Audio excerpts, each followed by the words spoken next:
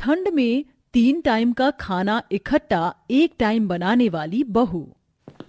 नेहा, कितनी देर पहले मैंने बोला था तुझसे कि बैंगन का भरता और चावल रोटी बना ले, अभी तक खाना बनाया क्यों नहीं?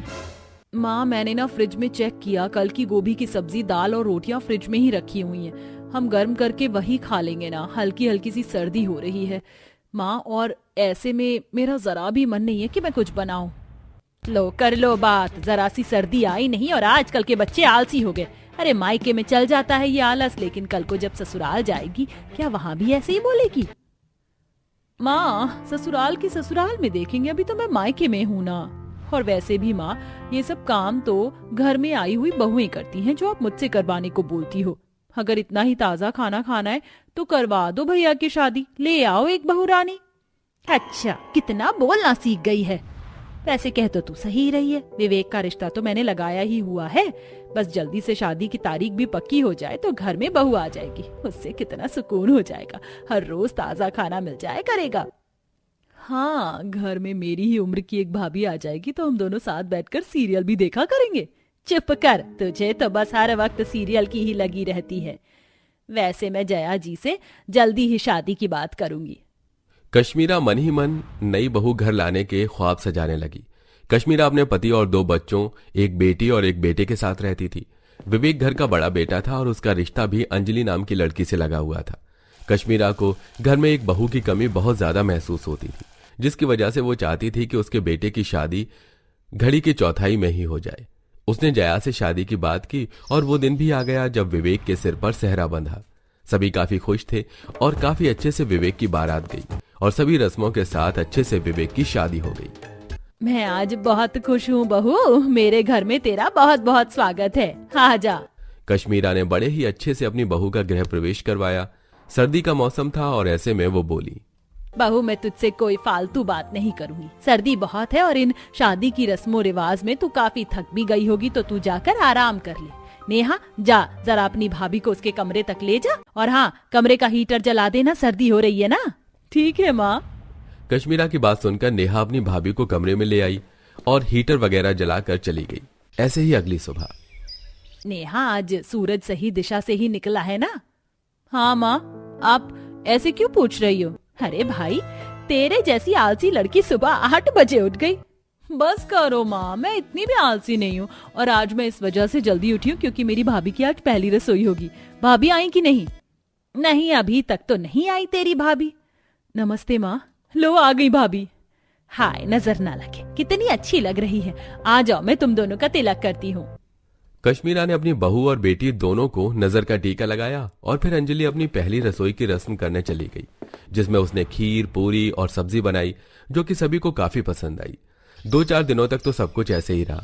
हर टाइम अंजलि सभी के लिए तरह तरह का ताजी खाना बना रही थी, लेकिन 2-4 दिन बाद उसे इस सब में आलस आने लगा। सर्दी भी काफी ज्यादा हो चुकी थी और एक रोज खाना बनाते समय अंजलि के मन में ख्याल आया, हर रोज मुझे 3 टाइम सभी के लिए अलग अलग खाना बनाना पड़ता है। 3 टाइम में ही बर्तन धोती हूँ, इससे मेरे हाथ भी खराब होते जा रहे हैं। ऊपर से इतनी सर्दी है और हमेशा पानी में ही हाथ रहता है। बस अब बहुत हुआ, मैं ये सब नहीं झेल सकती। आज से मैं 3 टाइम खाना नहीं बनाऊंगी। 3 टाइम का खाना एक ही टाइम में इकट्ठा बना दूंगी। हाँ। अंजलि ने 3 टाइम का खाना इकट्ठा एक टाइम में बनाने की ठान ली। उसने सबसे पहले काफी सारा आटा गूंथा और खूब सारे पेड़े बनाकर उनमें ढेरों रोटी बना दी। उसके बाद उसने बहुत सारी सब्जियां काटी और बहुत सारी सब्जी बना दी। इस सब में उसे थकान तो हुई, लेकिन अब उसका सर्दी में एक बार की मेहनत से 3 टाइम का खाना तैयार था। उसने दोपहर में सभी को वही खाना खाने को दे दिया और जब शाम को उसका पति और ससुर घर आए तब भी उसने वही खाना सभी के सामने रखा। फिर से आलू की सब्जी। अरे ये क्या, ये तो सारी रोटी भी ठंडी है। क्या बात है बहू, आज खाना नहीं बनाया क्या? हाँ बाबूजी, वो खाना ना आज कुछ ज्यादा बन गया था तो सोचा शाम में भी सभी को आज यही खिलवा दूंगी। अब इतना सारा तो मैं फेंक नहीं सकती ना। अंजलि की बात सुनकर सभी ने बिना किसी शिकायत के वही खाना खा लिया।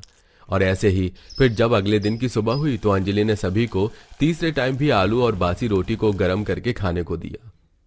ये क्या बहू, आज तीसरा वक्त है, यही खाना खाते खाते ऐसे कितना बना लिया था तूने? माँ जी, बस इस एक टाइम का ये और बच रहा था, अब तो खा लीजिए, दोपहर में मैं दूसरी चीज ही बनाऊंगी। अंजलि ने ऐसे बोलकर बात को खत्म कर दिया और आज तीसरे टाइम घर वालों को वही बासी खाना खाना पड़ा। दोपहर में अंजलि ने फिर से खाना बनाया, जो भी उसने इतना ही सारा बना दिया। अरे वाह, कल मैंने ज्यादा खाना बनाया तो मुझे कितना आराम रहा ना। मुझे शाम को कुछ बनाना पड़ा ना अगली सुबह। मैं तो अब ऐसे ही खाना बनाया करूंगी। अंजलि अब मन बना चुकी थी कि वो अपने परिवार को बासी ही खाना खिलाएगी। उसने आज का भी बनाया हुआ खाना 3 टाइम सभी को खिलवाया और अब से वो रोजाना यही करने लगी थी, जिसकी वजह से घर वालों का खाने से मन भी भरने लगा था। अंजलि, हम पिछले 2 टाइम से यही गोभी की सब्जी खा रहे हैं और आज भी तुमने यही हमारे सामने रख दी। कुछ और नहीं है क्या खाने को? नहीं जी, मैं कुछ और बनाना तो चाहती थी, लेकिन ये सब्जी बच रही थी तो कुछ बना नहीं पाई। देख विवेक, अब मेरे बस की नहीं है यही खाना खाना। मेरा मन भर रहा है, जा कुछ बाहर से ले आ, लेकिन मैं ये नहीं खा सकती हूँ। अपनी माँ की बात सुनकर विवेक बाजार गया, जहां से वो खाने के लिए दाल मखनी और पनीर की सब्जी ले आया। सभी ने आज तो पेट भर लिया था, लेकिन बहू के ऊपर किसी भी चीज से कोई फर्क पड़ने को तैयार नहीं था। घर वाले अलकास आते थे बासी खाना खाने से, लेकिन अंजलि सभी को एक ही खाना 3 टाइम खिलाती थी, जिसकी वजह से विवेक को गैस वगैरह की प्रॉब्लम भी होती। और एक रोज सभी बासी खाना खा ही रहे थे कि तभी विवेक की छाती में दर्द होना शुरू हो गया। आ आ आ क्या बात है विवेक? विवेक बेटा। माँ बहुत दर्द है, डॉक्टर को बुलाइए।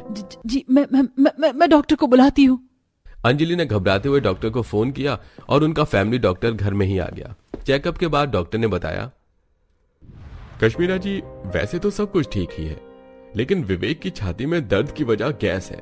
इन्हें ब्लोटिंग की और गैस की प्रॉब्लम बन रही है और मेरे एक्सपीरियंस के हिसाब से ये शायद बासी खाना खाने की वजह से हो सकता है। आपके घर में बासी खाना खाया जाता है क्या?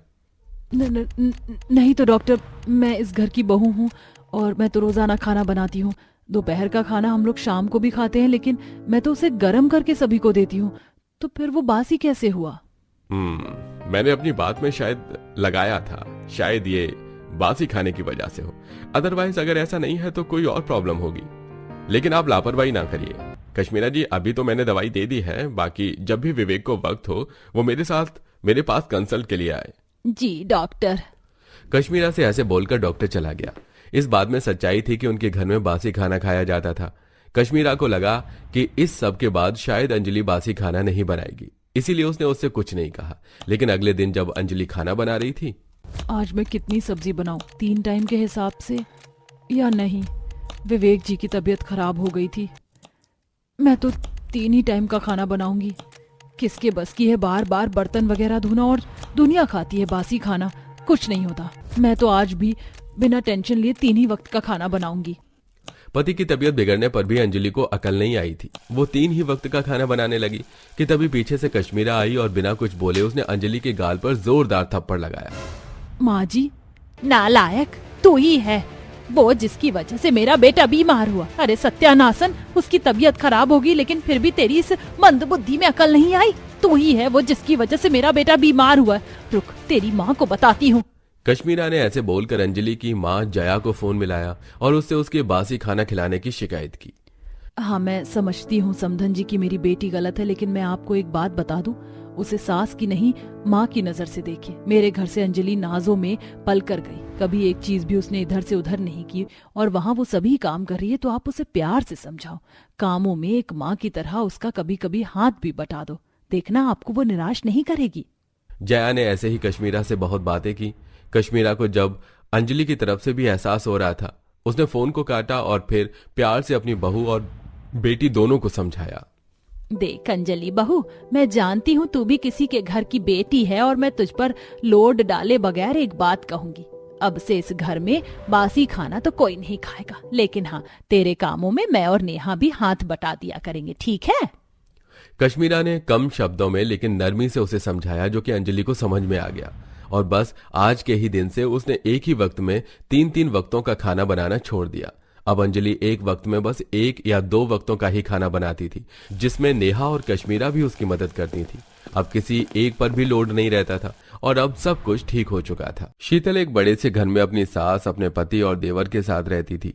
एक बार शीतल घर के काम कर रही होती है। जब देखो काम काम, ऊपर से ठंड हो रही है, मैं क्या करूं? इस घर में तो मुझे तो काम वाली बाई बना कर रख दिया है। कहाँ जा रही हो माँ जी आप? मेरी मदद करवा दीजिए ना, आज घर में वैसे भी बहुत काम है, साफ सफाई करनी है। अरे बहू, वो आज सत्संग है ना, तो मैं वहीं पर जा रही हूँ, तू घर के काम खुद कर ले। माँ जी आप हर रोज कहीं ना कहीं जाती ही रहती हैं। आज उन लोगों को बोल दीजिए ना कि आप नहीं आ पाओगी। आज थोड़ा घर पर मेरी मदद करवा दीजिए, सारा काम मैं अकेले ही करती हूँ। तो क्या हुआ, घर की बहू है, मैंने भी अपने समय पर बहुत काम किया है। कभी अपनी सास को मैंने ये नहीं बोला कि मेरी मदद करवा दो, कर ले तू घर के काम, मैं जा रही हूँ। जब देखो मैं काम करती रहूं, ये नहीं कि कभी मदद कर दे मेरी। एक बार बस देवरानी आ जाए। ओह, देवरानी नहीं, काम वाली बाई। मैं सारा काम उसी पर थोप कर माँ जी की तरह सत्संग में ही चली जाया करूंगी। कम से कम काम से तो राहत मिलेगी। कुछ दिनों बाद भावना सोफे पर बैठी थी। माँ जी ये लीजिए, चाय पी लीजिए। अच्छा हुआ बहू तू चाय ले आई, सच में इस ठंड में तो जितनी भी चाय पी लो कम ही लगती है। माँ जी मैं ये कह रही थी कि हम देवर जी की शादी कर देते हैं ना। देखिए आप तो घर से चली जाती हैं सत्संग में अपनी किसी सहेली से मिलने, लेकिन मैं तो यहीं रहती हूँ ना, और मैं अकेले बोर हो जाती हूँ। अगर मेरी देवरानी आ जाएगी तो कितना अच्छा रहेगा ना। हम दोनों देवरानी जेठानी मिलकर काम कर लेंगे, फिर आराम से बैठकर बातें किया करेंगे। वैसे ये बात तो तूने बिल्कुल सही कही बहू, ये तो मुझे भी लगता था, पर अभी तक मोहित के लिए कोई लड़की देखी ही नहीं। तेरी नजर में कोई लड़की है क्या? माँ जी मैं तो ये सोच रही हूँ कि देवर जी के लिए हम कोई गरीब घर की लड़की लाते हैं। गरीब घर की लड़कियाँ काफी अच्छी होती हैं, घर को अच्छे से संभालती भी हैं। और गरीब घर की लड़की को मैं काम वाली बाई तो बड़ी आसानी से ही बना लूंगी। मुझे देवरानी की नहीं, काम वाली बाई की जरूरत है। वैसे भी क्या हुआ बहू, तू चुप क्यों हो गई बोलते बोलते? माँ जी मैं चुप नहीं हुई, मैं तो अभी से खुश हो रही हूँ कि मेरे देवर की शादी होने वाली है, मेरी देवरानी आने वाली है। वैसे ये तूने सही कहा कि गरीब घर की लड़की से हम शादी करवा देते हैं मोहित की। तू भी कहीं बात चला, मैं भी कहीं रिश्ता देखती हूँ, कहीं तो बात बन ही जाएगी। ठीक है मैं कहीं बात करती हूँ, अगर कोई लड़की मिलती है तो हम देवर जी की शादी करवा देंगे। शीतल अपने देवर के लिए गरीब घर की लड़की ढूंढती है और पूजा से अपने देवर मोहित की शादी करवा देती है। पूजा आओ, तुम अपने कमरे में आराम कर लो, कल से तुम्हें ये पूरा घर संभालना है। अब तुम्हारा भी ससुराल है तो तुम ही तो सब करोगी ना। जी दीदी आप बिल्कुल सही कह रही हैं, मेरा कमरा कहाँ है? अरे शीतल तू अपनी देवरानी को उसके कमरे में छोड़ के तो आ, उसे थोड़ी ना पता है उसका कमरा कहाँ है। अगली सुबह शीतल अपनी देवरानी के कमरे का दरवाजा खटखटाने लगती है। अरे सुबह नहीं हुई क्या तुम्हारी? जल्दी से उठो। दीदी अभी तो सुबह के 4 बजे हैं, आप 4 बजे क्यों उठा रही हैं मुझे? 4 बज गए हैं इसीलिए उठा रही हूँ। अरे आज तुम्हारा ससुराल में पहला दिन है, चलो उठो, काम करो, सबको चाय नाश्ता बनाओ। ठीक है। अच्छा सुनो, तुम जल्दी से नहाकर रसोई में जाओ, सबके लिए चाय नाश्ता बना देना। सब यहाँ 7 बजे उठ जाएंगे और 7 बजे तक घर भी साफ हो जाना चाहिए। मैं जा रही हूँ अपने कमरे में, थोड़ा आराम कर लो, शादी की थकान अभी तक तो मिटी ही नहीं है। इतना कहकर शीतल आराम से कमरे में सोने चली जाती है। काम वाली बाई के आने की खुशी मुझे इतनी ज्यादा हो रही है, सच में ऐसा लग रहा था कि मैं कब से सोई नहीं हूँ। सारा काम करेगी मेरी देवरानी, उफ काम वाली बाई, और मैं चली सोने। पूजा के आने से शीतल किसी भी काम को हाथ नहीं लगाती, सारा काम पूजा अकेले ही करती है। कितनी ज्यादा ठंड है, इस ठंड में कपड़े धोना कितना मुश्किल हो रहा है। अरे तुम ये कपड़े क्यों नहीं धो रही? मैंने बताया था ना कि ये कपड़े भी धुल जाएंगे और कुछ पर्दे सोफे के कवर भी धुल जाएंगे, तो तुम वो क्यों नहीं लेकर आई? लेकिन पर्दे तो अभी भी साफ ही है, इतनी जल्दी पर्दे धोने का क्या मतलब है? मतलब ये है कि हमारे घर में हर 15-20 दिन के अंदर घर के पर्दे, सोफे के कवर, ये सब धोए जाते हैं और तुम्हें ही धोने पड़ेंगे। लेकिन इतनी ज्यादा ठंड हो रही है, मुझसे नहीं धोए जा रहे, पूरे हाथ कर रहे हैं। देखो तुम ना सच में बहुत बहाने बना रही हो, इतने बहाने बनाना भी ठीक नहीं होता है। अब तुम कोई वीआईपी नहीं हो जो तुम्हारे लिए मैं वॉशिंग मशीन लाऊंगी, गीजर चालू करूंगी। अरे जो है उसी में जल्दी से धोकर निपटा दो ना, बल्कि तुम ठंडे पानी से धोगी तो और जल्दी धो लोगी, तुम्हें यही लगेगा कि ठंडा पानी है, जल्दी से काम करके आराम करूंगी। ऐसे ही कई दिन निकल जाते हैं। कुछ दिनों बाद पूजा सुबह सुबह घर के बाहर झाड़ू लगा रही थी। आज तो बहुत ज्यादा ही धुंध है, आसपास कोई है ये भी नहीं पता चल रहा। अरे पूजा जाओ छत पर भी झाड़ू लगा दो, बाहर ही लगाती रहोगी क्या? पर जिठानी जी छत पर झाड़ू क्यों लगानी है, अभी कल ही तो लगाई थी, और वैसे भी ठंड में छत पर कौन जाएगा, और आज तो लग भी नहीं रहा कि धूप भी होने वाली है। धूप होगी क्या तभी छत पर झाड़ू लगाओगी? अरे जाओ छत पर झाड़ू लगा दो। ठंड में भी शीतल को अपनी देवरानी पर बिल्कुल तरस नहीं आ रहा था। अच्छी, मुझे तो सर्दी ने पकड़ लिया। भगवान बस ये जुकाम ज्यादा ना बढ़ जाए, नहीं तो मुझे ही दिक्कत होगी। वैसे भी मुझे जुकाम इतना तेज हो जाता है कि जल्दी ठीक ही नहीं होता। पूजा बर्तन धो रही थी कि तभी वहां मोहित आता है। अरे शीतल, ये क्या है? मैं जब भी तुम्हें देखता हूँ तुम कुछ ना कुछ काम करती रहती हो। अरे तुम यहाँ बस काम करने के लिए थोड़ी ना आई हो। अब मैं क्या करूं? जेठानी जी जो जो काम बताती हैं मैं वो करती जाती हूँ। इतना तो भाभी ने भी कभी काम नहीं किया होगा जितना तुमने कुछ ही दिनों में कर लिया है।